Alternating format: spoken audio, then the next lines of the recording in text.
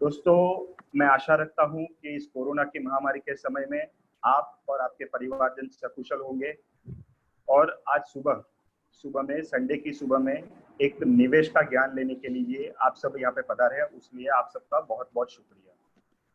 दोस्तों, पहले तो मैं थोड़ी 1 मिनट के लिए चलो निवेशक के बारे में बता दूं सर। चलो निवेशक भारत भर के financial advisors, professionals, mutual fund distributors का एक समूह है जो मिलके भारतवर्ष में फाइनेंशियल अवेयरनेस के ऊपर काम करता है। और आज ये हमारा पहला प्रयास है जिससे हम बहुत ज्यादा लोगों से कनेक्ट हो पाए। आज के सेशन के बारे में बात करें तो दोस्तों, आज हमारे साथ में जुड़े हुए हैं श्री विनायक सप्रे जी, जो कि जाने माने लेखक और प्रशिक्षक हैं, जिनकी 2 किताबें दोहानोमिक्स और बिरबल और तेनालीरामन के साथ निवेश की बात। तो ये 2 किताबें CNBC बेस्ट सेलर है। कुछ हटके विषय है, आपने कभी ऐसे टॉपिक के साथ में निवेश को नहीं जोड़ा होगा, लेकिन इन्होंने इसको बखूबी निभाया है। कबीर और रहीम के दोहों के साथ ये निवेश की बातों को इतना अच्छे से कनेक्ट करते हैं और समझा पाते हैं कि उसकी कोई कल्पना नहीं की जाती। दोस्तों, विनायक सप्रे जी एक कोच, लेखक, ब्लॉगर, पब्लिक स्पीकर है, जो कि फाइनेंशियल अवेयरनेस के बारे में जानकारी देते हैं। और उनका भी मिशन है कि कम से कम 50 लाख लोगों को फाइनेंशियली लिटरेट किया जाए। तो दोस्तों, आज ज़्यादा समय वेस्ट न करते हुए हम ये सेशन श्री विनायक सप्रे जी को हैंड ओवर करते हैं और सुनते हैं उनसे दोहों और दोहों से निवेश का ज्ञान। It's over to you Vinayak ji. धन्यवाद मिलिंद भाई, और चलो निवेशक की पूरी टीम को विशेष आभार कि आपने इस जो कार्यक्रम की शुरुआत मेरे से की है, विनायक से की है। तो हर चीज की शुरुआत गणपति से होती है। इस बार हार्ड मास का गणपति आपके सामने बैठा हुआ है, और बाकी लोग जो इस लाइव प्रोग्राम को देख रहे हैं उनको शत नमन कि आप रविवार की सुबह आपने अपना कीमती वक्त मुझे देने की कृपा की है। और एक ड्राई सब्जेक्ट, पर्सनल फाइनेंस जैसे ड्राई सब्जेक्ट को सुनने के लिए आप यहाँ पे आए हैं, तो मैं कोशिश करूंगा कि आपकी जो समय में ले रहा हूँ उसके साथ में पूर्ण तरह से न्याय कर सकूं।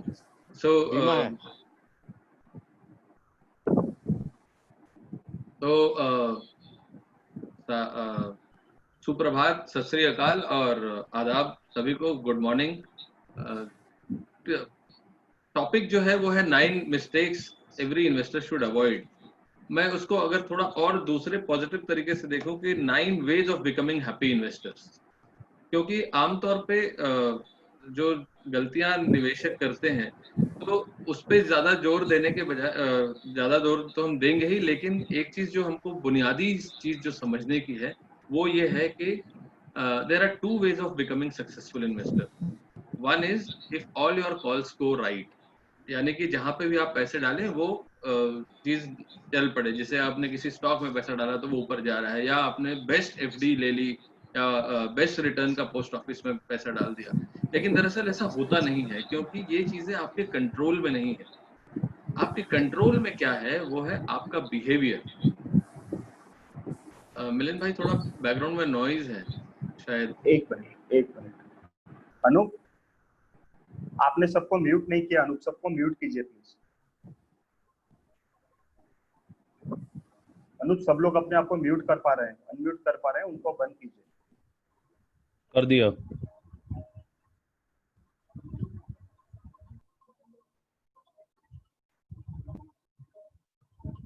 फोकस करेंगे अगले 30 से 35 मिनट में, शायद 40 मिनट में। तो इस पर हम गौर करेंगे। खास बात यह है कि तो हम ये कर क्यों रहे हैं। Can you see my screen? हाँ जी सर, आपकी स्क्रीन दिख रही है sir. But it is not moving.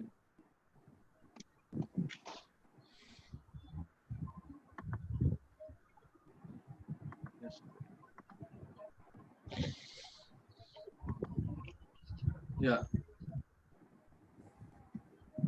I'm not being able to move it. Anoop sir, इसको फुल मोड पे लेके आओ, इस पे नीचे स्लाइड मोड होगा, वहां पर आपको एरो दिखेगा, एरो से मूव होगा वहां पर।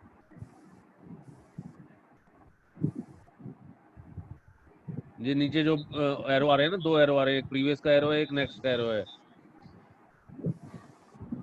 हाँ चलिए, धन्यवाद। हाँ हाँ सो जी। जब मैंने ये बात की कि चीजें जो हमारे कंट्रोल में है जिसको हम सुधार सकते हैं उस पे बात करेंगे, लेकिन दरअसल चीज ऐसी नहीं है कि इस विषय में लोगों ने बात कही नहीं है प्रीवियसली। अभी भी बैकग्राउंड में आवाज आ रही है। Sir it's everything fine sir, सबके माइक म्यूट है।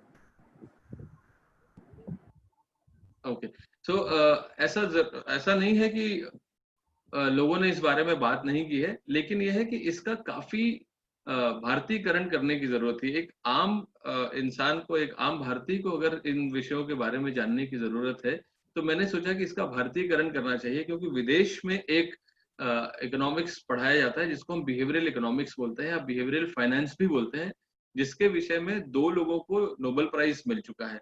लेकिन दुर्भाग्य की बात यह है कि भारत में बिहेवियरल फाइनेंस पे बहुत ज्यादा पढ़ाई नहीं की जाती। दरअसल एक रिसर्च भी बताता है कि अगर आप एक सक्सेसफुल इन्वेस्टर बनना चाहते हैं तो उसमें 84% भागीदारी आपके बिहेवियर से होगी, कि कैसे आप अपने पैसे के साथ बिहेव करते हैं। तो ऐसे में अगर हम बात करें कि छोटा सा अगर आपको मैं एक उदाहरण दे दूं कि बीएसई सेंसेक्स करीब 40-41 साल पहले 100 पे शुरू हुआ और आज एक समय ऐसा था कि 40-42 हजार तक पहुंच गया। तो इसका मतलब ये कि 400 गुना ये सेंसेक्स बढ़ा है, 100 से 40,000 हो गया। But most of the people on the ground you meet, उनका अनुभव बड़ा खट्टा रहा है, उनका अनुभव अच्छा नहीं रहा है। उसके पीछे कारण क्या है? क्योंकि सेंसेक्स तो बेचारा 100 का 40,000 हो गया, लेकिन अगर निवेशक ने पैसे गवाए या बनाए तो ये उसके बिहेवियर की वजह से हुआ, कैसे अपने पैसों के साथ व्यवहार करता है। तो क्या ऐसी गलतियां कर बैठता है निवेशक अपने पैसे के साथ, उस पर हम थोड़ा गौर करेंगे। और कबीर और रहीम के दोहे मैंने क्यों चुने, इसके बारे में छोटी सी बात यह है कि जब हम बात कर रहे हैं लाइफ लेसन्स की या बिहेवियर की, तो कबीर और रहीम ने हमको जीवन में बहुत लाइफ लेसन्स दिए हैं, जिनको हम पढ़ पढ़ के बचपन से पढ़ के बड़े हुए, और उस पे अच्छे मार्क्स भी मिले कभी स्कूल में, लेकिन उनका निवेश से कोई संबंध हो सकता है ऐसा करना मुश्किल लग रहा था लोगों को। तो मैंने कहा कि कबीर और रहीम के जो लाइफ लेसन्स हैं उनको बिल्कुल निवेश में भी जोड़ा जा सकता है। तो करीब 4000 से ज्यादा दोहे पढ़े और उसमें से 40 दोहे उस किताब में है। कुछ दोहे आज मैं आपके साथ यहाँ पे शेयर करने वाला हूँ। हम क्या कवर करते हैं दोहानोमिक्स में? इन्वेस्टर का बिहेवियर, फाइनेंशियल प्लानिंग लेसन्स यहाँ पे आज हम थोड़ा सा कवर करेंगे, बहुत ज्यादा नहीं। Role of an advisor, role of an advisor आपके जीवन में बहुत मायने रखता है, जिसको हम अक्सर नजरअंदाज कर जाते हैं। ठीक है, लेकिन एडवाइजर तो चुनना है, तो कैसा एडवाइजर चुनना चाहिए उस पर भी हम थोड़ा गौर करेंगे। और क्या पैसा हमें खुशी दे सकता है? अक्सर हम रिटर्न के पीछे भागते हैं, तो उसमें कभी हम पैसे बना भी ले तो भी खुशी का अनुभव नहीं होता है, तो उस पर भी हम थोड़ा सा गौर फरमाएंगे। ये कुछ एक 9 मिस्टेक्स हैं जो हमने बात की है। आज हम अपने प्रोग्राम में प्रमोशन में भी बताया और आज हम बात करेंगे। तो ये वर्ल्ड ओवर पहली जो गलती वर्ल्ड ओवर एक इन्वेस्टर करता है, निवेशक करता है, वो सिर्फ इंडिया में नहीं, ये करीब करीब 400 साल पुराना इतिहास है। 380-82 साल हो गए इस बात को जब पहली बार हर्ड मेंटालिटी का एग्जाम्पल देखने को मिला था। तो कबीर कहते हैं कि मूड मुड़ाए हरि मिले, हर कोई लेव मुड़ाए, बार बार के मूड से भेड़ न बैकुंठ जाए। कि अगर बाल मुड़ाने से ही भगवान मिल जाते हैं तो हर किसी को अपने बाल मुड़ा लेने चाहिए। लेकिन क्या हर साल जिस भेड़ के बाल साफ किए जाते हैं, शेव किए जाते हैं, तो क्या उसको बैकुंठ मिलता है? उसका उत्तर है नहीं। अगर हम रोज के जीवन में इसका ध्यान दें, तो अगर आप देखेंगे कि कई बार होता है कि आप जिस कहीं किसी टिकट की लाइन में खड़े हैं और यहाँ 5-6 लाइन लगी हुई है, तो आपके बाजू वाली लाइन फास्ट चलती है, आप जंप करके उधर उस लाइन में चले जाते हैं, तो आपकी जो पहले वाली लाइन है वो वापस फास्ट चलने लगती है। तो आप एक एक लाइन से दूसरी लाइन पे जंप करते जाते हैं और पता चला जब तक आपका नंबर आए तब तक खिड़की बंद हो जाती है। या दूसरा एग्जाम्पल खासकर मुंबई जैसे शहरों में, दिल्ली मुंबई जैसे शहरों में अक्सर देखने को मिलता है कि जब आप हाईवे पे जा रहे हैं और मान लीजिए कि ट्रैफिक स्लो है, आपकी लेन का ट्रैफिक आपको लगता है कि अरे बड़ा स्लो चल रहा है, बाजू से तो 10-12 गाड़ियां निकल गई फटाफट। ऐसे में आप बड़ी जद्दोजहद करके बगल वाली लेन में घुसते हो, पीछे से लोग हॉर्न मार रहे होते हैं, आपके ऊपर चिढ़ रहे होते हैं, लेकिन आपको उस लेन में घुसते हो, और जैसे ही उस लेन में घुसते हो आपकी जो पहली वाली लेन होती है वो चलने लगती है। ऐसा होता है ना। दरअसल ऐसा ही हम जीवन में करते हैं, जब देखा देखी पाप, देखा देखी पुण्य जिसको हम बोलते हैं, हम देखा देखी अक्सर कर जाते हैं। और निवेश के मामले में भी कुछ ये बात एक्चुअली बहुत ज्यादा लागू होती है कि चाहे आपका जब एडवाइजर ने आपको बोला, जैसे अगर हाल की बात करें तो हर कोई कहता है कि अरे गोल्ड में इन्वेस्ट करना है, अरे मुझे यूएस स्टॉक्स में इन्वेस्ट करना है। लेकिन बात यह है कि वो तो गाड़ी निकल चुकी है आगे, वो तो गाड़ी निकल चुकी है आगे। 2017 में हर कोई निवेश करना चाहता था बिटकॉइन में या मिड कैप स्टॉक्स में। आपको हर किसी को मालूम है कि उसकी उसका अंजाम क्या हुआ। 2008 जनवरी, मतलब मेरे जीवन में तो ये बहुत मायने रखने वाला दिन है 2008 जनवरी का, क्योंकि एक आईपीओ आया था और उस आईपीओ में लोगों ने अपने घर के चीजें बेच बाच के भी लोगों ने पैसा डाल दिया कि बस आज, अभी नहीं तो कभी नहीं। उस आईपीओ का क्या परिणाम हुआ आज हम सबको मालूम। तो इसलिए देखा देखी ना करें और अपना जो आपका गोल है उस पर ध्यान रखें।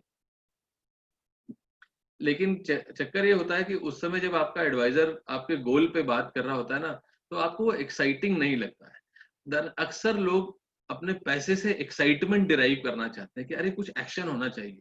तो आपका जो जेन्युइन एडवाइजर है, जो आपको बता रहा है कि सर आपका, आप फाइनेंशियल प्लानिंग करो, आपका गोल पे ध्यान दो, आपको फलाना जगह आप निवेश करोगे तो आपको 8% 10% की जरूरत है, लेकिन आपको वो उसमें एक्साइटमेंट नहीं नजर आती है। आपको तो वो लगता है कि जो टीवी पे आ रहा है आदमी, वो बता रहा है कि फलाना स्टॉक में ले लो तो 3 महीने में 6 दोगुना हो जाएगा, 6 महीने में दोगुना हो जाएगा।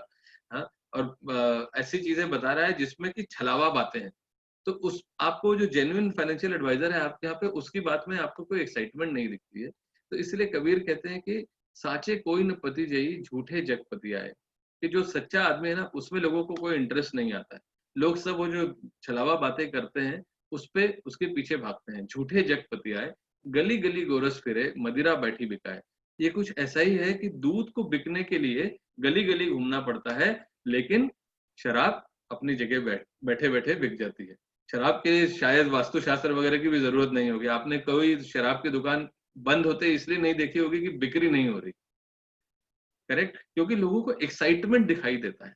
इसी तरह से जब आपको कोई लंबे चौड़े दावे कर रहा हो ना, तो आप समझ लीजिए कि ये एक्चुअली आपके निवेश के लिए कोई अच्छी बात है नहीं। तो investment should be a boring job, और it needs to be followed by a process. दूसरी चीजें होती है कि हमने देखा है कि हमारे देश में खासकर हम लोग दो एसेट क्लास में बहुत ज्यादा पैसे डालते हैं। उसमें से एक है रियल एस्टेट। हर कोई रियल एस्टेट में पैसा डालता है। उसके पीछे कारण ये है कि उसको लगता है कि ये सिर्फ ऊपर ही जाएगा। और ऐसा क्यों लगता है मैं ये आपको बताऊं, क्योंकि उसकी एनएवी डिक्लेयर नहीं होती। आपने कभी ये नहीं देखा कि आज मैंने ये फ्लैट खरीदा है 1 करोड़ रुपए में, तो आज इसकी कल को एनएवी कितनी बढ़ गई। लेकिन जब आप किसी म्यूचुअल फंड में पैसे डालते हैं या आप किसी स्टॉक में पैसे डालते हैं, तो उसका रेट हर स्टॉक में हर सेकंड पे बदलता है और म्यूचुअल फंड में हर रोज बदलता है। तो आपको जबरदस्ती वो देखने की इच्छा होती रहती है। दूसरी चीज ये है कि रियल एस्टेट में जब आप पैसे डाल देते हैं, जब इलिक्विड एसेट्स में पैसे डालते हैं, उसमें मैं रियल एस्टेट एक एग्जांपल दे रहा हूँ, तो अक्सर आप लिक्विडिटी जो आपके पोर्टफोलियो में चाहिए उसको इग्नोर कर देते हैं। इसका लेकिन लिक्विडिटी का आपके पोर्टफोलियो में बहुत बड़ा योगदान हो सकता है और बहुत महत्वपूर्ण स्थान है। खासकर अभी अगर हम बात करें कोविड के मामले में, पिछले 4 महीने से हम पूरा देश लॉकडाउन के स्थिति में गुजर रहा है। ऐसे में कईयों की नौकरियां गई हैं या कईयों के धंधे बंद हो गए हैं या पैसे आना बंद हो गए। तो अगर लिक्विडिटी जो एक थंब रूल कहते हैं, हालांकि कि 3 से 6 महीने का हाउस होल्ड एक्सपेंस हमेशा अपने पास रहना चाहिए। मैं तो कहता हूँ आज की जो परिस्थिति है उसमें आपको एक्चुअली जो लिक्विडिटी है वो 6 से 12 महीने की रखनी चाहिए। लेकिन फर्ज करिए कि अगर आपका ज्यादातर पैसा, आपकी इन्वेस्टमेंट 80% 90% अगर रियल एस्टेट में पड़ी हो, तो क्या आप, नो मैटर कि आप इवन नरीमन पॉइंट में भी अगर आपका फ्लैट हो तो आप एक दिन में नहीं बेच पाएंगे, राइट। और आज तो इसलिए भी नहीं बेच पाएंगे क्योंकि दफ्तर भी बंद है। दूसरी चीज ये है कि अगर आपके पैसा बहुत ज्यादा उधर पड़ा हुआ है, मान लीजिए 1 करोड़ का फ्लैट है और आपको पैसे की दरकार है, सिर्फ 10 लाख रुपए ही की जरूरत है, तो क्या आप बाथरूम बेचेंगे? नहीं। तो इसलिए लिक्विडिटी बहुत मायने रखती है। तो रहीम का ये दोहा बहुत फिट बैठता है जब वो कहते हैं कि रहीमन निज संपत्ति बिना को न विपत्ति सहाय, कि कैश इज द किंग। तो को न विपत्ति सहाय, बिन पानी जो जलज को नहीं रवि सके बचाए। कि जलज यानी कि कमल, कि अगर कमल के नीचे पानी नहीं होगा तो उसको सूर्य की किरण से कोई बचा नहीं सकता। वो बात अलग है कि आज कमल पूरे देश में फैला हुआ है, लेकिन हम जिस कमल की बात कर रहे हैं वो आपके पोर्टफोलियो की है। कबीर, हम आगे बात करेंगे पेशेंस की, लेकिन उसके पहले एक जो बड़ी इम्पोर्टेंट चीज है, आपने रोड्स पे एक बड़े बड़े होर्डिंग्स देखे होंगे या बिलबोर्ड देखे होंगे जो कहते हैं कि दुर्घटना से देर भली, लेकिन निवेश के मामले में देर ही दुर्घटना है। निवेश के मामले में देर ही दुर्घटना है।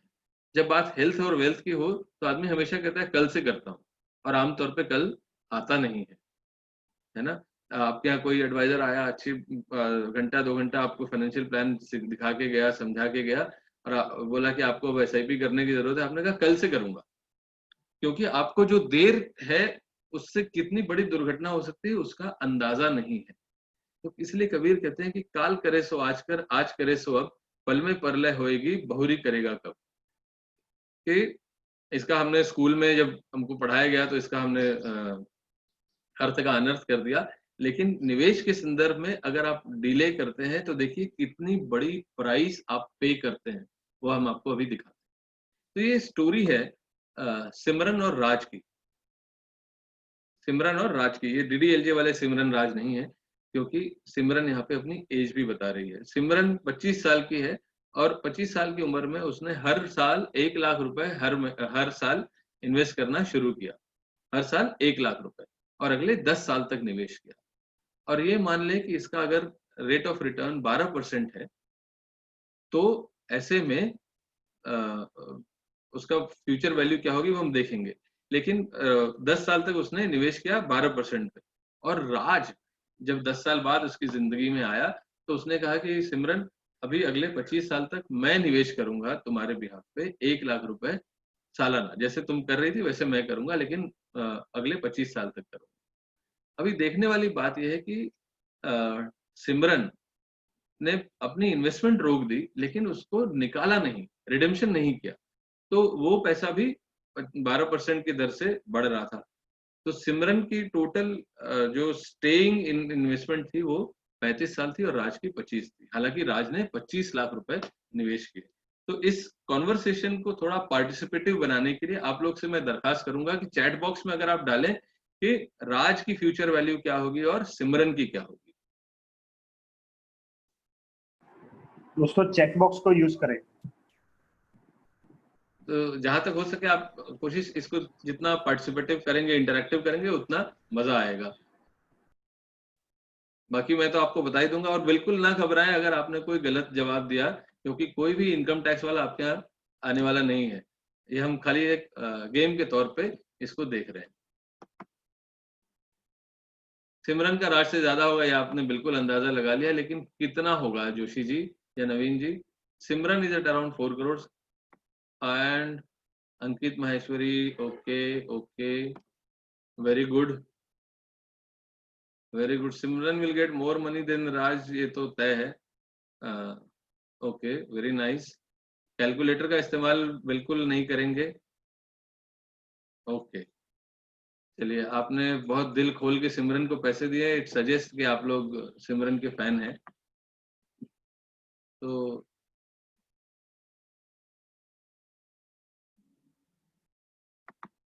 अरे ये वापस, हाँ, सिमरन is at 3.59 crores and Raj is at 1.48 crores. See, this is the cost of जो जल्दी करने का जो फायदा हुआ वो सिमरन को ये हुआ, काल करे सो आज कर, आज करे सो अब, पल में परलय होएगी बहुरी करेगा कब। डिस्पाइट के राज ने 25 लाख रुपए डाले, 15 लाख ज्यादा डाले, लेकिन उसकी फ्यूचर वैल्यू फिर भी सिमरन के मुकाबले काफी कम है। एक चीज जो हम अक्सर बच्चों को बताते हैं लेकिन खुद भूल जाते हैं, वो है डिसिप्लिन। धीरे धीरे रे मना धीरे सब कुछ होए, माली सींचे 100 घड़ा ऋतु आए फल होए। तो अक्सर हम लोग कोट करते हैं आइंस्टाइन को, कि आइंस्टाइन ने कहा था कि विश्व का 8वां आश्चर्य उनके हिसाब से पावर ऑफ कंपाउंडिंग है। लेकिन जब बात खुद पे आती है तो हम ये भूल जाते हैं। दूसरी चीज, उस पावर ऑफ कंपाउंडिंग को फलीभूत होने के लिए, उस पावर ऑफ कंपाउंडिंग को आपके पोर्टफोलियो में सक्सेसफुल होने के लिए एक चीज, दो बातें जो बहुत महत्वपूर्ण है, वो है आपका डिसिप्लिन और दूसरा आपका धैर्य। हम लोग अक्सर भगवान के सामने प्रार्थना करते हैं कि हे ईश्वर मुझे धैर्य दो, लेकिन थोड़ा जल्दी करो। हाँ, जब स्पेशली बात जब निवेश की आती है।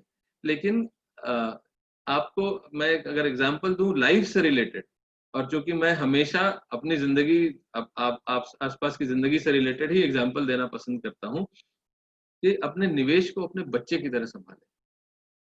और हर कोई बच्चा अपने जिंदगी में उतार चढ़ाव से गुजरता है, तो क्या हम उसको पढ़ाना बंद कर देते हैं? उसका उत्तर है नहीं।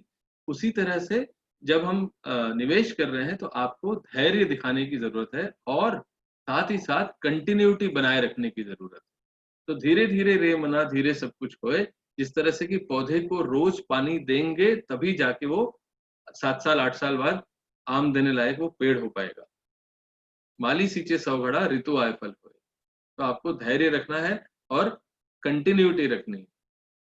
छोटा सा एग्जांपल, आपके फाइनेंशियल एडवाइजर ने भी ये बात आपको जरूर बताई होगी कि आपको निवेश करते रहना चाहिए, एसआईपी करिए सर। एसआईपी करने का फायदा ये है कि आप बाजार ऊपर नीचे जाता है तो अलग अलग एनएवी मिलती है, रुपी कॉस्ट एवरेजिंग का फायदा होता है।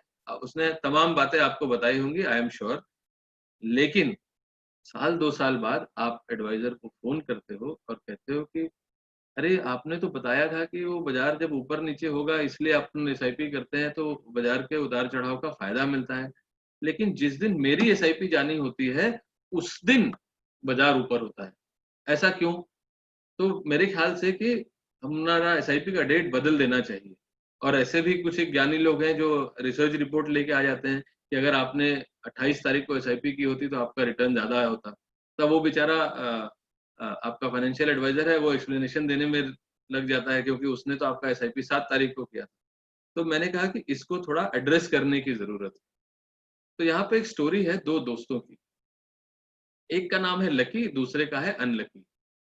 जनवरी 2000 में उन दोनों ने ये निश्चय किया कि हर महीने 10,000 रुपए डालेंगे, हर महीने 10,000 रुपए निवेश करेंगे सेंसेक्स में, बीएसई सेंसेक्स में हर महीने 10,000 रुपए निवेश करेंगे। डेट तय नहीं की थी, लेकिन यही बात है कि हर महीने एक बार निवेश करें। तो एज द नेम सजेस्ट, जिस दिन लकी पैसा डालता था उस दिन मार्केट का यानी बीएसई सेंसेक्स का उस महीने का बॉटम होता था। ये ध्यान दीजिएगा, जिस दिन लकी पैसा डालता था उस दिन मार्केट का बॉटम होता था उस महीने का, और जिस दिन अनलकी पैसा डालता था उस दिन उस महीने का मार्केट का टॉप होता था। और ऐसा एक दो नहीं, 222 महीने तक चला। आपको लगता है कि कोई व्यक्ति 222 महीने तक अनलकी हो सकता है? या आपको लगता है कि कोई व्यक्ति 222 महीने तक लकी हो सकता है? आई एम श्योर आप भी मेरी तरह ही सोचेंगे कि ऐसा संभव नहीं है। तो जब आपका एसआईपी 2-4 इंस्टॉलमेंट ऊपर में चला गया तो परेशान होने वाली बात नहीं है, परेशानी होने की बात नहीं है। तो यहाँ पे अगर हम देखें, वापस आपका पार्टिसिपेशन चाहूंगा कि जब कोई व्यक्ति 222 महीने तक लगातार टॉप पे खरीद रहा है और कोई व्यक्ति लगातार 222 महीने तक बॉटम पे खरीद रहा है, तो दोनों के रिटर्न में फर्क होना चाहिए। तो उन दोनों के रिटर्न का जो परसेंटेज है उसमें फर्क कितना होगा, जरा चैट बॉक्स में डालने की कोशिश करें।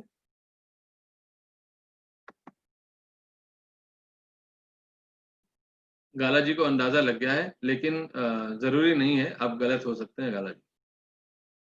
तो आनंद जी ने बोल दिया सेम रिटर्न 0.5 मार्जिनल 1.5, सब फाइनेंशियल एडवाइजर बैठे हैं लग रहा है यहाँ पे। 2% है ना, 2 to 3% मार्जिनल। ओके, ठीक है, धन्यवाद। मैं इसलिए भी करा रहा हूँ ताकि आप लोग सो न जाएं।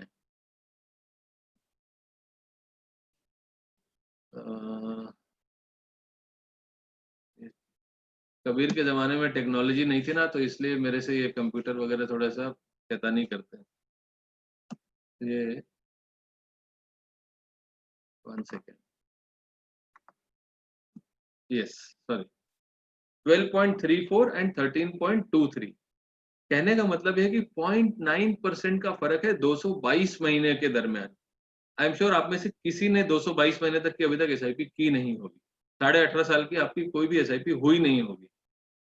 तो मैं बात ये कहना चाह रहा हूँ कि जब कोई व्यक्ति लगातार 222 महीने तक अनलकी होने के बाद भी रिटर्न का डिफरेंस सिर्फ 0.9% है, तो आप इसमें परेशान क्यों होते हैं? चुपचाप एसआईपी करते रहिए, लगातार करते रहिए। Continuity which matters the most. लेकिन बात वही हो जाती है कि जब ये बात सुलझ गई, आपने ये डेटा देख लिया, लेकिन 3 साल में एसआईपी का रिटर्न ही नहीं आया। रिटर्न जो है वो सिंगल डिजिट है। आज के समय में तो 5 साल में भी कोई बहुत अच्छा रिटर्न नहीं है। लेकिन जबकि आपके फाइनेंशियल एडवाइजर ने जब एसआईपी कराई थी तो उसने कहा था कि 10 साल का आपको पेशेंस रखने की जरूरत है। तो इसीलिए रहीम कहते हैं, जब मैंने इस बात कही कि आपको कंटिन्यूटी, धैर्य और पेशेंस और डिसिप्लिन दोनों चाहिए। तो डिसिप्लिन हमने देख लिया, अभी पेशेंस का एग्जांपल है कि रहीमन चुप बैठिए देखी दिनन के फेर। रहीमन चुप बैठिए देखी दिनन के फेर, जब नीके दिन आई है बनत न लगी है देर। और ऐसा पहली बार नहीं हुआ है कि जब एसआईपी का रिटर्न सिंगल डिजिट में है। लेकिन हम और आप आजकल ज्यादा इसलिए बात करते हैं क्योंकि पूरी मीडिया इसके बारे में बात कर रही है, इसलिए आप ज्यादा बात करते हैं। और सोशल मीडिया पे हर तरफ हर कोई अपना झंडा गाड़ने के पीछे लगा हुआ है। तो वो जो फाइनेंशियल एडवाइजर बेचारा आपका हाथ पकड़ के ले जाने की कोशिश कर रहा है आपको कि आपके गोल की तरफ ले जाएंगे, लेकिन आप बीच में इन सब बहकावों में आ जाते हैं। तो रहीम कहते हैं कि रहीमन चुप बैठिए देखी दिनन के फेर, जब नीके दिन आई है बनत न लगे है देर। कि थोड़ा शांत रहो मेरे मित्र, जब दिन जैसे चल रहे हैं उसको देखते रहो। जब अच्छे दिन आएंगे, और आएंगे अच्छे दिन भी आएंगे, तो जब अच्छे दिन आ गए तो आपका पैसा बनते देर नहीं लगेगी। इसका एक छोटा सा एग्जांपल मैं आपको यहाँ पे दिखा रहा हूँ कि ये मैंने 4 फंड लिए, और मुझे डिस्क्लेमर यहाँ पे जरूर बोलने की जरूरत है कि mutual fund investments are subject to market risk. Please read the scheme related document before investing. Past performance may और may not be sustained in near future. ये जो 4 मैंने फंड दिखाए हैं, ये कहीं से भी मैं इसको रिटर्न की दृष्टि से नहीं दिखा रहा हूँ। मैं आपको सिर्फ एक उदाहरण के तौर पे दिखा रहा हूँ, इसको मेरी निवेश की राय ना माने। तो ये चारों फंड का जो इतिहास है वो करीब 20 साल से ज्यादा पुराना है। तो किसी ने अगर 2005 में एसआईपी शुरू की, मान लीजिए हम ऊपर का पहला फंड ही लेते हैं, तो यहाँ पे आप नोट कर लीजिए इस फंड की एनएवी 74 रुपए 18 पैसे थी। जब 3 साल का एसआईपी किया तो 15 सितंबर 2008 को 74 रुपए 18 पैसे थी, ठीक है। और किसी ने 5,000 रुपए डाले थे तो उसका रिटर्न -1.24% है, -1.24% है। तो जाके आपने फाइनेंशियल एडवाइजर को बुलाया और कहा कि भाई आपने तो एसआईपी दिया और ये देखो 3 साल में तो रिटर्न ही नहीं बना।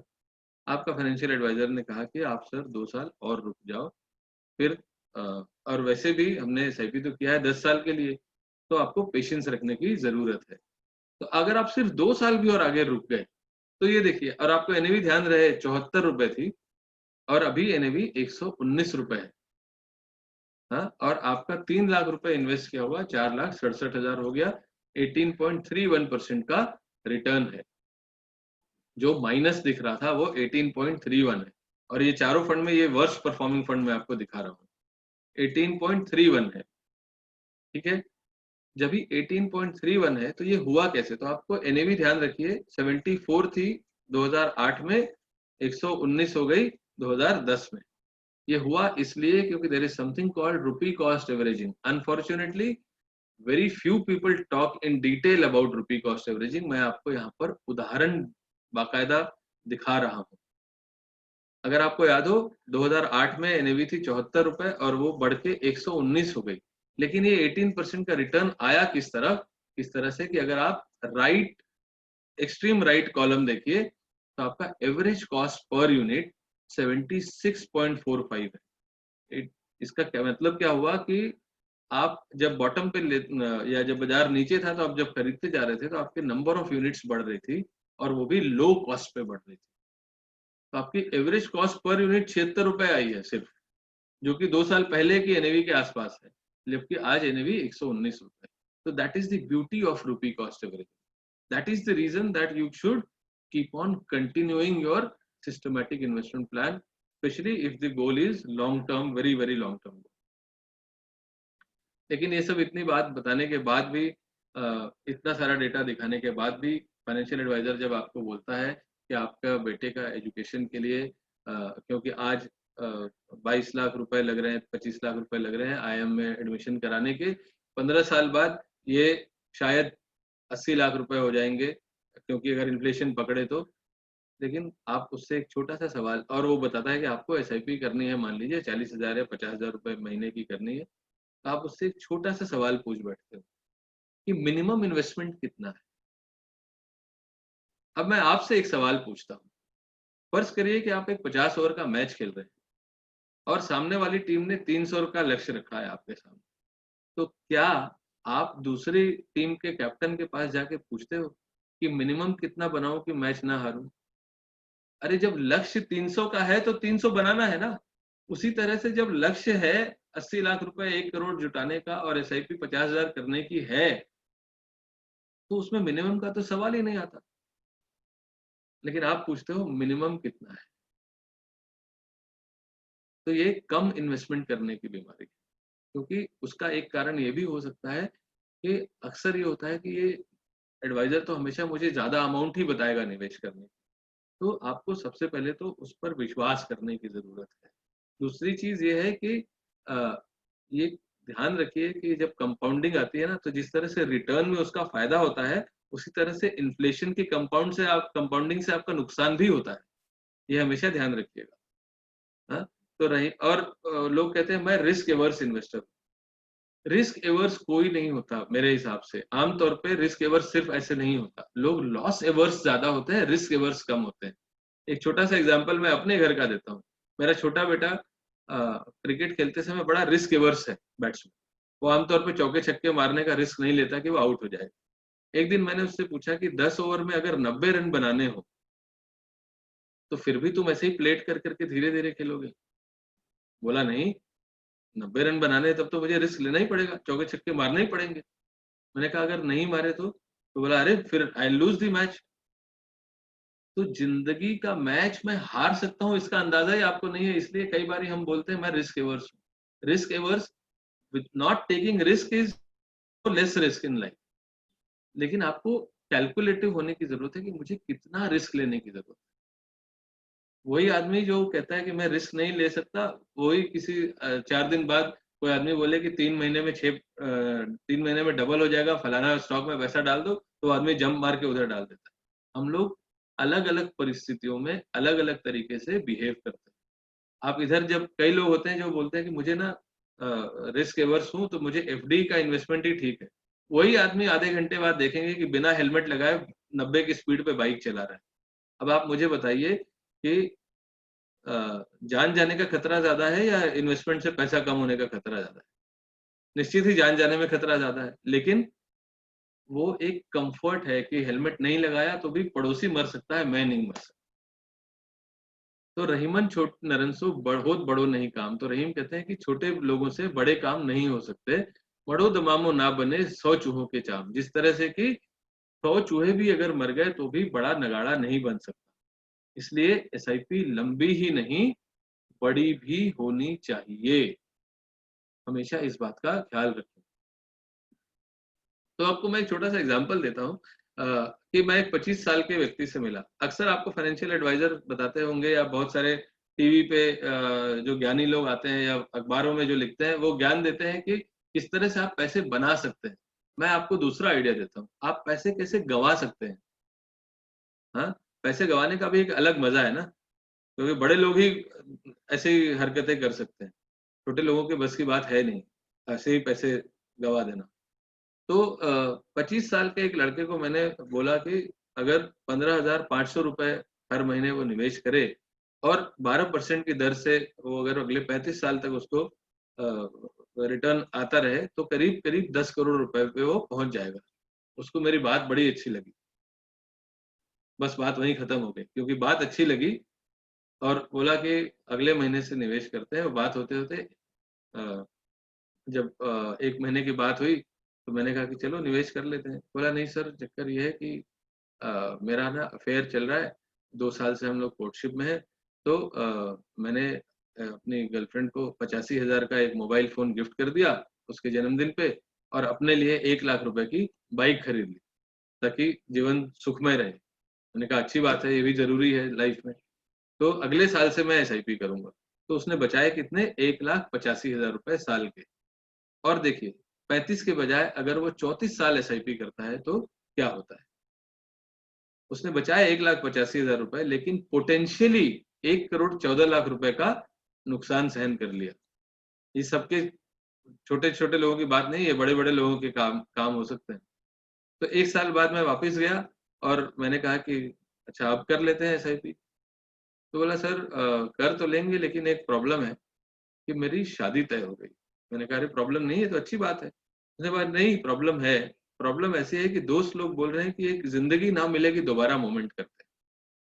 तो इसलिए हमने दोस्त लोगों ने यूरोप घूमने का प्लान किया है, तो उसका बजट कुछ 1,90,000 के आस-पास आ रहा है, तो एसआईपी अगले साल होगी। मैंने कहा कोई बात नहीं, अगले साल होगी। तो अगले साल अब 33 साल के लिए करेंगे, तो अभी फ्यूचर वैल्यू 7,81,00,000 हो जाती है। मेरे कहने का मतलब ये है कि जो मैंने पहले आपको बात बताया, ये है कॉस्ट ऑफ डिले। कि आपने 1,85,000 रुपए आज का प्रोक्रेस्टिनेट कर दिया अगले साल के लिए, लेकिन भविष्य का 1 करोड़ रुपए का खून कर दिया। बात यही आती है कि 25 साल का लड़का अगर ये सब नहीं करेगा तो क्या विनायक सप्रे तुम करोगे? जवाब है कि नहीं, उसको ही करना चाहिए। उसको सूट भी करता है, क्योंकि वो जीवन का एक हिस्सा है। ऐसे में 15,000 ना सही, 5,000 ही सही। 5,000 का निवेश हर महीने करे और हर साल ये कमिटमेंट रखे खुद के लिए कि 10% से बढ़ाएगा, तो भी वो 10 करोड़ रुपए पहुंच सकते। लेकिन बात यह है कि something is better than nothing तो होना ही चाहिए, with commitment that every year I will increase certain amount of money through SIP. लेकिन ये सब बातें बता दी ना, उसके बाद आप कन्विंस भी हो गए, आपको बात में दम भी लगा, फिर आपने लगा दिया टीवी। और टीवी पे एक आदमी बढ़िया सूट बूट पहन के बैठा हुआ आपको ज्ञान दे रहा है, अंग्रेजी में बढ़िया बात कर रहा है, और उसने बता दिया कि मैंने मेरे जो निवेशक हैं या अगर आप ऐसे करेंगे, इस तरीके से आप इन्वेस्टमेंट करेंगे तो आपके इस तरह से पैसे बन जाएंगे। तमाम तरीके की राय, बड़ी बड़ी बातें करेगा। हाँ, और आपको लगेगा कि हाँ यार इसकी बात में ज्यादा दम है और ये तो बड़ा चैंपियन आदमी दिखाई दे रहा है मुझे। लेकिन और आप ये सवालों का वो जवाब भी देता है। इन्वेस्टमेंट जिसको हम पर्सनल फाइनेंस कहते हैं, वो पर्सनली होना चाहिए। टीवी पे बैठा हुआ आदमी जब आपको सलाह दे रहा हो तो ना वो आपको जानता है ना वो आप उसको जानते हैं। आपको कौन जानता है? जो आपके घर पे फाइनेंशियल एडवाइजर आता है, वो आपको जानता है। आप उसको जानते हैं, क्योंकि वो पिछले 8-10 सालों से आ रहा है या अभी भी आ रहा हो तो भी ये है कि आपको मालूम है कि he is just one call away, और आप उससे अपने तमाम तरीके की बातें बताते हो। ऐसा कैसे हो सकता है कि आपने टीवी पे जो एक्सपर्ट बैठा है उसको बोला कि सर मेरे पास 2 लाख रुपए मैं कहाँ निवेश करूँ? उसको तो ये मालूम ही नहीं है कि आपकी लिक्विडिटी का पोजीशन क्या है, आपका लोन का पोजीशन क्या है, आपके परिवार में डिपेंडेंसी कितनी है, ये सब कुछ नहीं मालूम है। वो तो हवा में ऐसे ही बता देगा आपको। उसके बजाय जब मैं पर्सनल फाइनेंस की बात कर रहा हूँ तो आपका जो पर्सनल फाइनेंशियल एडवाइजर है, उससे संपर्क करें। साधु भया तो क्या भया, माला पहरी चार, बाहर भेष बनाइया भीतर भरी भंगार। तो आदमी जो बड़ी-बड़ी बातें कर रहा है, वो ऐसे साधु होगा जिसने मालाएं बहुत सारी पहन ली है, लेकिन दरअसल वो आपको जानता नहीं है। तो बाहर बड़ा बढ़िया भेष बनाया हुआ है, अंदर हो सकता है कि वो व्यक्ति खोखला हो।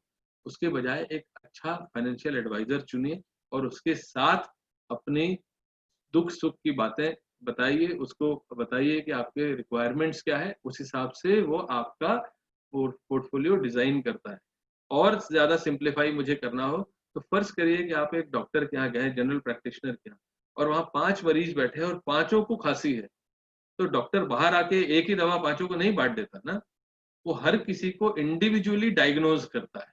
किसी का हो सकता है टीबी हो, किसी का हो सकता है कि मौसम की वजह से गला खराब हो गया हो, किसी का ज्यादा ठंडा पीने की वजह से खराब हो गया हो, लेकिन डायग्नोज करना जरूरी है, और वो डायग्नोज टीवी पे बैठा हुआ आदमी नहीं कर सकता। इस बात को गांठ बांध के रखिए। लेकिन ये सारी बातें चली रही हैं कि बात हो जाती है कि मैं यार अ, मेरे जो निवेश है ना उसमें 10% ही रिटर्न आया, लेकिन पड़ोसी तो 15% से कमा रहा है, तो हम जिंदगी भर वो रिटर्न चेज कर रहे हैं। बहुत ज्यादा इंपॉर्टेंट ये भी है कि जो आप वेल्थ क्रिएट कर रहे हैं उसका आनंद भी लीजिए, उसका आनंद भी लीजिए। अक्सर लोग आपको बताते हैं कि आप फलाना जगह निवेश करेंगे, आपके पैसे 5 करोड़ हो जाएंगे, 8 करोड़ हो जाएंगे, 10 करोड़ हो जाएंगे। अरे उस 10 करोड़ का करोगे क्या ये कोई नहीं बताता, क्योंकि गणित से जिंदगी नहीं चलती। मैं आपको बता सकता हूँ कि 30 साल में 10 करोड़ रुपए हो जाएंगे, लेकिन उस 10 करोड़ का आप करेंगे क्या ये आपको पता है। इसलिए ये बहुत आवश्यक है कि आप उस पैसे का आनंद लेना भी सीखें। कबीर कहते हैं कौड़ी कौड़ी जोर के लाख करोड़ी जोड़ी, चलती बार न कछु मिलिया लई लंगोटी छोड़ी। कि कौड़ी कौड़ी जोड़ के आपने लाख करोड़ जोड़ लिए, लेकिन अंततो गत्वा आप, हर कोई खाली हाथ आया है खाली हाथ ही जाएगा। तो उस पैसे का आनंद लेना भी सीखिए। Look out for that happiness quotient in in your investment process. Chat box में जाके खाली एक फीडबैक दे दीजिए कि अभी तक का जो हमारा डिस्कशन हुआ है उसमें आपको आनंद आ रहा है या नहीं, क्या आपको मजा आ रहा है।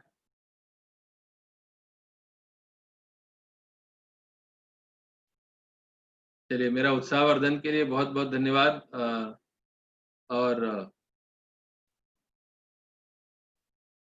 तो इस मोड पे मैं आप लोगों से आग्रह करूंगा कि 10 सेकंड के लिए अपनी आंखें बंद करें। ईमानदारी से, मैं आपको देख नहीं पा रहा हूं, 10 सेकंड के लिए अपनी आंखें बंद करें और एक पेड़ के बारे में कल्पना करिए जिसपे आपको जो जीवन में चाहिए, मटेरियलिस्टिक चीज, ये नहीं कि मुझे मोक्ष चाहिए वो मैं देखूं, वो नहीं। आपके जीवन में जो भी गोल हो, जो मुझे चाहिए, चाहे वो बेटे की पढ़ाई हो, कार हो, बंगला हो, जो भी चीज आपके दिमाग में चल रही हो, वो 10 सेकंड तक आप कल्पना करिए कि उस पेड़ पे है, जो आपके जीवन के गोल है बेसिकली। 10 सेकंड तक आप आंख बंद करके कल्पना करिए।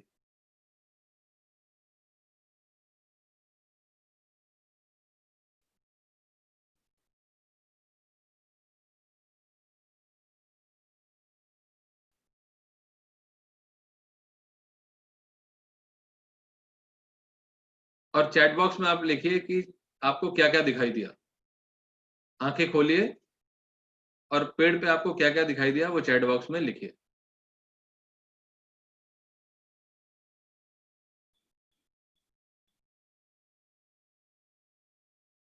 Free from home loan, passive income for my child, money rain, my son has piled, wow, travel, child education, retirement, health, happiness. Happiness is a very relative thing.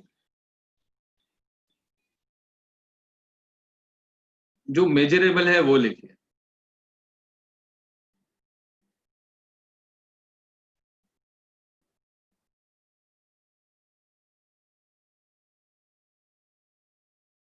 Very good.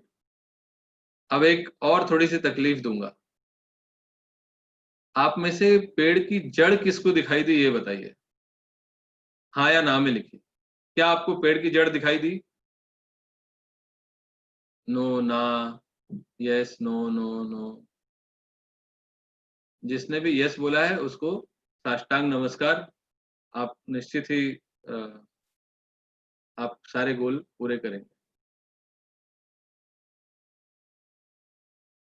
ये सारे गोल जो आपको पेड़ पे दिखाई दिए ना, ये सब अचीव हो सकते हैं अगर अगर आपने जो पिछली 9 गलतियां मैंने आपको दिखाई उसको अवॉइड कर दिया तो। मैं रिपीट कर रहा हूँ कि आपको जो पेड़ पे ये गोल दिखाई दिए, ये संभव है आपको मिल जाए और बहुत ज्यादा प्रोबेबिलिटी है कि वो सारे गोल कंप्लीट हो जाए यदि आप ये जो पिछले 9 गलतियां मैंने आपको दिखाई उसको अवॉइड कर जाए तो। यानी कि अच्छा एडवाइजर चुने, भेड़ चाल न रखें, पेशेंस रखें, डिसिप्लिन रखें, जो जल्दी इन्वेस्ट करें, प्रोक्रेस्टिनेट ना करें। ये सारी चीजें अगर आपने अपने जीवन में लागू कर दी तो आपका गोल अचीव करने की प्रोबेबिलिटी बहुत ज्यादा बढ़ जाती है। So what is the key takeaway from today's session? Do not follow the herd. Have patience, discipline, and understand the power of compounding. Invest wisely. भावावेश में आके निवेश ना करें। Avoid the authority bias. कि कोई आदमी बहुत बढ़िया अंग्रेजी में बात कर रहा है या किसी चैनल पे आ रहा है तो इसलिए वो अच्छा ही होगा, इस पे चक्करों में ना आए। Identify a good advisor, somebody who is interested in you, और जो साफ गोई से बात करता। और लास्टली एंजॉय द मनी, पैसे को आनंद लेना भी सीखिए। With this thank you very much. Now I leave it to the audience for any question and answer. Thank you Milind bhai for giving me the opportunity, and thank you everybody on this call जो जिन्होंने आपने अपना बहुमूल्य वक्त दिया है और कबीर को सुनने के लिए आ पाए। Thank you. You are muted Milind bhai. Milind bhai, you are muted. दोस्तों ये मॉडर्न कबीर है हमारे जमाने के, और ऐसे तो बहुत सारे दोहे हैं उनकी किताब में। दोहानोमिक्स आप सब पढ़ सकते हैं और बढ़िया, मतलब उसमें बहुत बढ़िया सीख है, कुछ हटके हैं। और आज जैसे आपने उनके विचार सुने होंगे तो कुछ हटके बोलते हैं। तो दोस्तों क्वेश्चन आंसर भी हम लेंगे। आज हमारे साथ में कुछ एडवाइजर मित्र भी हमारे दोस्त जुड़े हुए हैं। उसके पहले मैं 2 बात बताना चाहूंगा। आज के सेशन के बाद में अगर जो भी निवेशक हमारे साथ में जुड़े हैं वो चाहते हैं कि हमारे चलो निवेशक एक्सपर्ट के साथ में कुछ गपशप की जाए, कुछ चर्चा विचारणा की जाए, तो आप हमारी वेबसाइट पे हमारा विजिट कर सकते हैं और हमारे फोन नंबर पे आप हमारा एक व्हाट्सएप भी डाल सकते हैं। तो हमारे चलो निवेशक एक्सपर्ट्स आपसे कनेक्ट करेंगे। ऑल ओवर इंडिया में हमारे चलो निवेशक एक्सपर्ट्स अवेलेबल हैं। तो 30 मिनट्स का आपको एक फ्री कंसल्टेशन दिया जाएगा। दूसरी बात दोस्तों, जैसे विनायक जी ने 9 गलतियां बताई हैं और अंत में जो उन्होंने एक आई ओपनर दिखाया कि भाई पेड़ की जड़ किसको दिखी। जैसे वो बोलते हैं ना, अर्जुन का जो सब पूरा पेड़ दिखता है लेकिन जड़ किसको नहीं दिखती। तो जो बेस है वो पावरफुल होना चाहिए और एक एडवाइजर आपको उसके लिए बहुत अच्छी हेल्प कर पाएगा। तो मैं नंबर अभी चैट बॉक्स में डाल देता हूँ हमारा, और हमारी वेबसाइट भी डाल देता हूँ, तो यू कैन कनेक्ट अस। और अभी कुछ सवाल है आपके तो आप विनायक जी से पूछ सकते हैं। Anup, can we stop the Facebook live, please?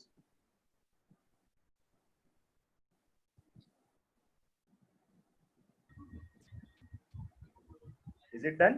Done. Thank you. So you can raise your hand, plus you can type in chat box. तो थोड़े समय है हमारे पास, हम विनायक जी से कुछ और ज्ञान की बातें लेंगे। कुछ सवाल है अगर विनायक जी, तो चैट बॉक्स में आप भी देखते रहें। जी जरूर। Yes, his 2 books are there, Dohanomics and Investment Sutras from Birbal and Tenali Raman. कुछ हटके topic, Birbal Tenali and investment सूत्रस। या बिरबल तेनाली एंड इन्वेस्टमेंट सूत्रस। दोस्तों ये अमेज़न पे भी अवेलेबल है, नजदीकी आपको मिल जाएगा। और मार्क कीजिए दोस्तों, ये पढ़ना बहुत जरूरी किताब है। Can you share slide number 4? अच्छा, आप स्लाइड अगेन वो लिस्ट, जो लिस्ट है वो लिस्ट देखना चाहते हैं आप?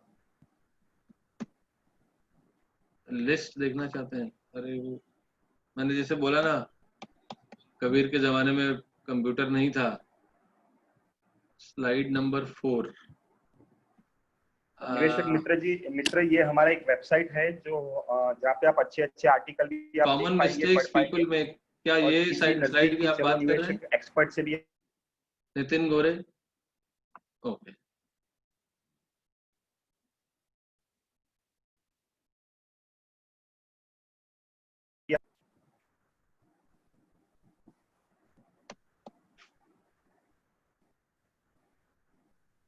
Yes, Naveen ji, Vinayak will be there. Naveen ji, I know you are there.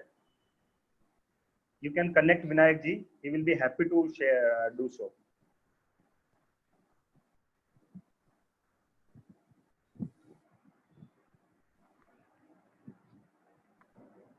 Yes, Sameer भाई सवाल पूछिए, Sameer Joshi.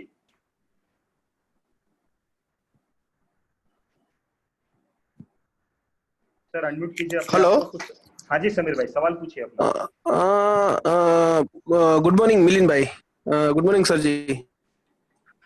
Hello. Yeah good हाँ जी morning. Sir. Good morning. Sir अभी मोस्ट प्रोबेबिलिटी क्या होता है कि कस्टमर को हम सब चीज समझाते हैं कि लॉन्ग टर्म के लिए करना है, ऐसे तैसे तरह से सब जैसा आपने बोला, फिर भी मतलब उसका बिहेवियर चेंज हो जाता था. हाउ कस्टमर का बिहेवियर मतलब कैसे हैंडल करें हम लोग? कस्टमर का बिहेवियर कैसे हैंडल करें? सबसे पहले तो एडवाइजर को अपना बिहेवियर भी थोड़ा सा चेंज करने की जरूरत है. तो अक्सर ये होता है कि एडवाइजर का कन्विक्शन लेवल कभी कभी कम हो जाता है. तो आप जो बात कह रहे हैं वो पूरे विश्वास के साथ कहिए. हो सकता है कि आप उसके बावजूद भी आदमी आपकी बातों पे गौर ना करे या इम्प्लीमेंट ना करे. वो हर आपके जीवन में ये होता ही है कि हम अपनी बीवी बच्चे को भी कुछ बात बताने की कोशिश करते हैं या हमारे माँ बापों को बताने की कोशिश करते हैं. हर चीज पे हम इम्प्लीमेंट नहीं करते चीजों को. उसका एक कारण ये भी है, मैं आपको एकदम साफ गोई से बता रहा हूँ कि आपने ये एक बात तो हर एक किसी को मालूम है कि अगर दवा नहीं खाएगा तो उसकी जान जाने का खतरा है. लेकिन आज तक आपने ये न्यूज नहीं सुनी कि एसआईपी नहीं की तो उसकी जान चली गई, है ना. तो Okay. इस वजह से लोगों का, लेकिन आपको उनके साथ काम लगातार करते रहने